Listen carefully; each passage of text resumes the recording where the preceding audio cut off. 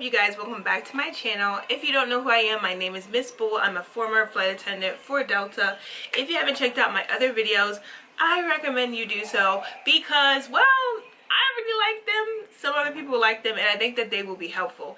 If you haven't guessed by now, I am a former flight attendant who has switched over to now be a career coach for people just like you. People who are either wanting to be a flight attendant, know someone who wants to be a flight attendant, or maybe you just clicked on this video because you wanted to see what it's all about. Well, welcome. Welcome to my room.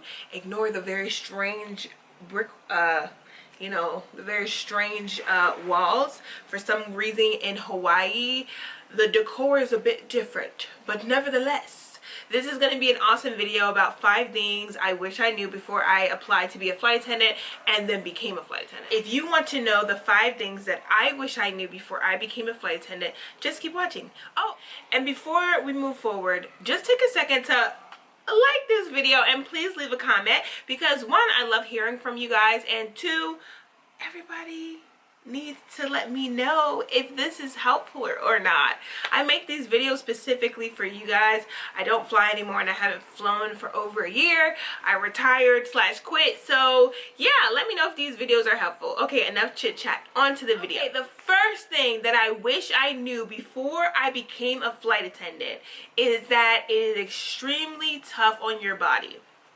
The one thing that I didn't really think about was how many flights I would have to take a day, and then how many flights I would have to take a month, a week. You just don't think about it because it just seems so fun at the time and you want to travel the world, but your body is going to get tired. And so the biggest thing that I didn't know was how tired I was going to get, how fatigued I was going to get, how sick I was going to get, and thankfully, thank God, there were great people who gave me advice like take emergencies, take you know, very good things to build your immune system like echinacea and vitamin C and vitamin B for energy. Like, you have to take a lot of natural remedies so that your immune system stays strong, because you're not only dealing with germs and sickness from America.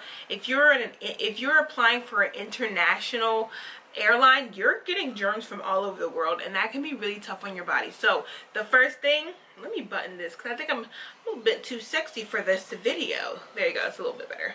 And I remember this shirt being more fitting, but nonetheless, but yeah, that's the first thing that I wish I would have known, how sick I was gonna get. I was actually hospitalized like twice, one for food poisoning and then another time because of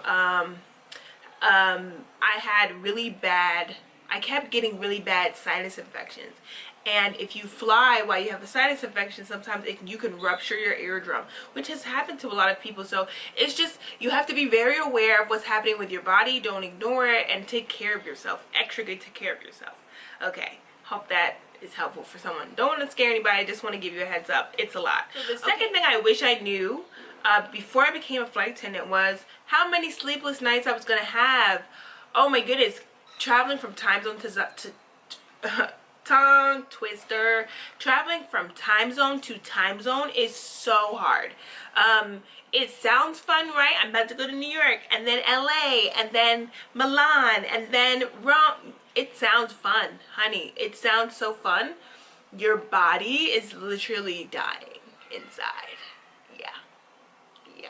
It takes a while. It does take a while for your body to adjust to the time zones.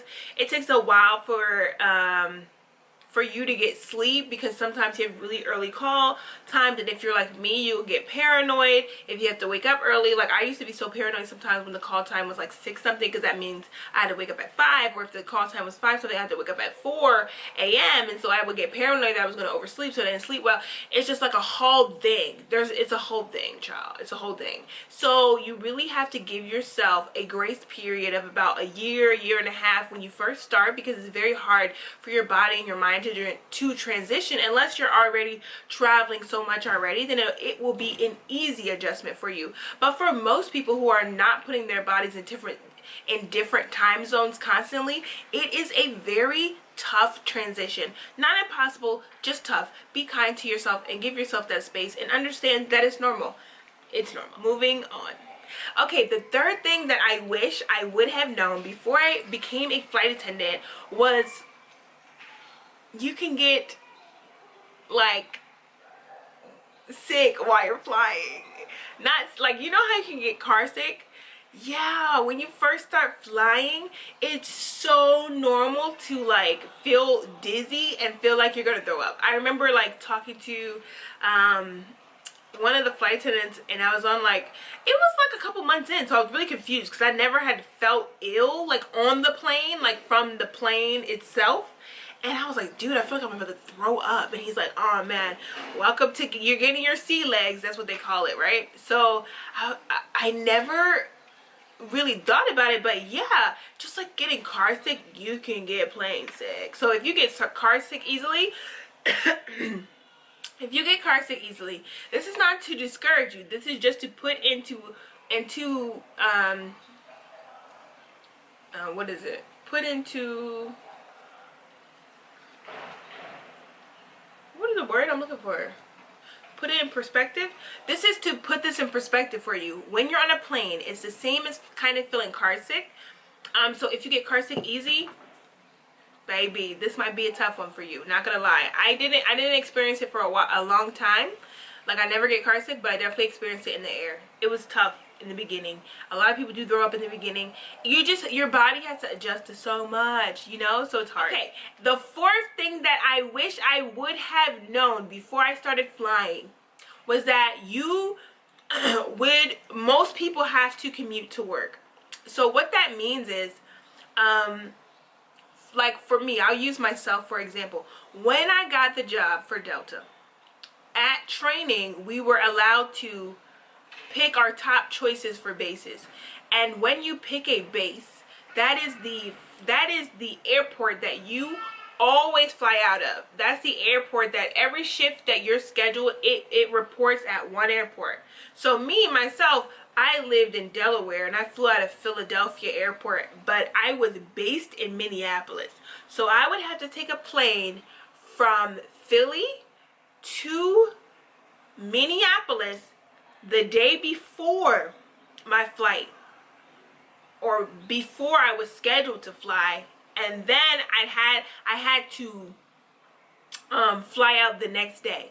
And so I didn't know, one, how much time commuting takes, and I can make a whole video on this because this is very in depth, but commuting is tough. And so it is, I think if I would have done it again, I would have moved or tried to have moved for whatever amount of time I was based where I was based, if that makes sense. Like, I was based in Minneapolis for 6 months and I tried to commute that time, and in that time I missed flights that I was scheduled for and I got in trouble for it. There were a lot of things that I would have done differently.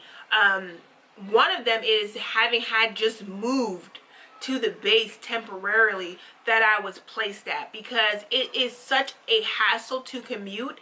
And in the beginning of you flying, you are on a very I guess, what is the period called? Like, I don't know the word I'm looking for, but basically there's a period where, like, for the first 6 months you can't mess up.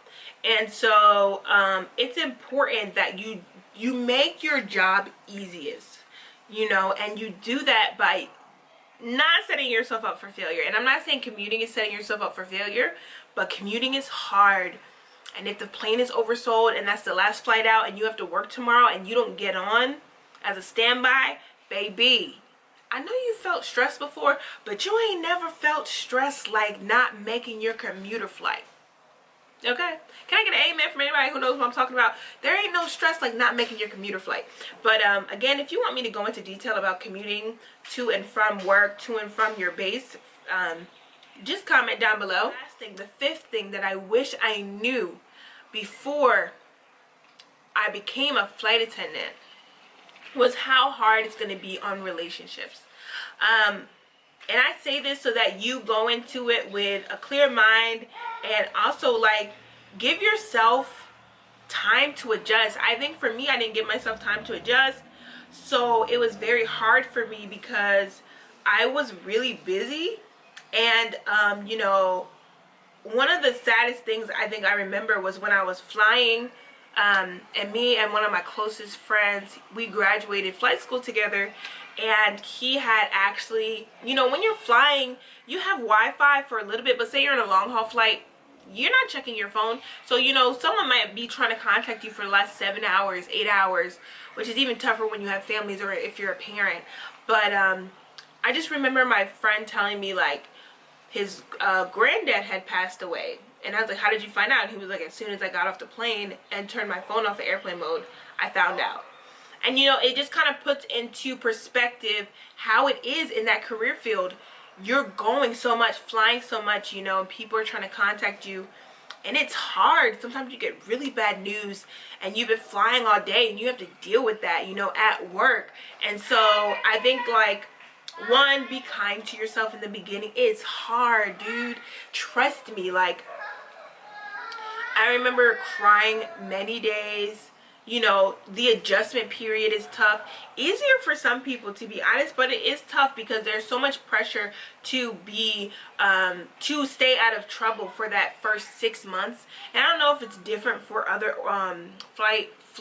not flight attendants, for other airlines, but I know for Delta it was a minimum about 6 months to a year where you're on like a probation period. There it is. You're basically on probation, where it's like a couple false moves and like you're out of there. So you just want to be really careful and aware that this job is a lot, and it's going to be so exciting. You might cry a lot. It's hard to figure out in the beginning, especially if you don't get based where you live. That's a whole nother video about getting crash pads and dealing with roommates and sleeping in bunk beds and all that jam.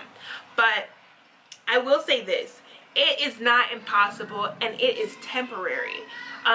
When you first start, you know, you're so excited just to graduate training that sometimes you don't think about how hard that first year is going to be. And I'm going to tell you right now, your first year is going to be hard.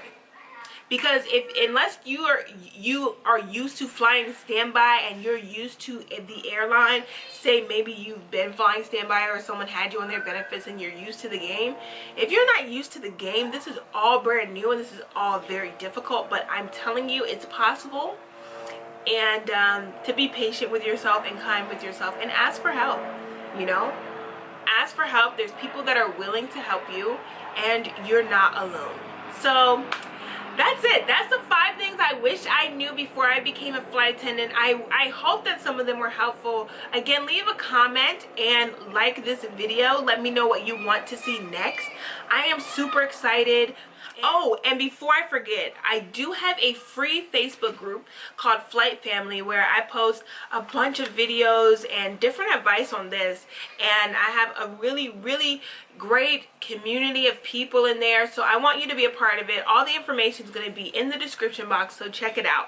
And I hope to see you all on my next video. I'm so excited for your journey, wherever you are in your journey. Keep the faith, keep believing. If you've applied and you didn't make it, and you went into the interview and they didn't choose you for a face-to-face, or you made the face-to-face and they didn't choose you, keep going. You can do this. If this is your dream, don't stop. I will be back with another video soon. I believe in you. Believe in yourself. Peace.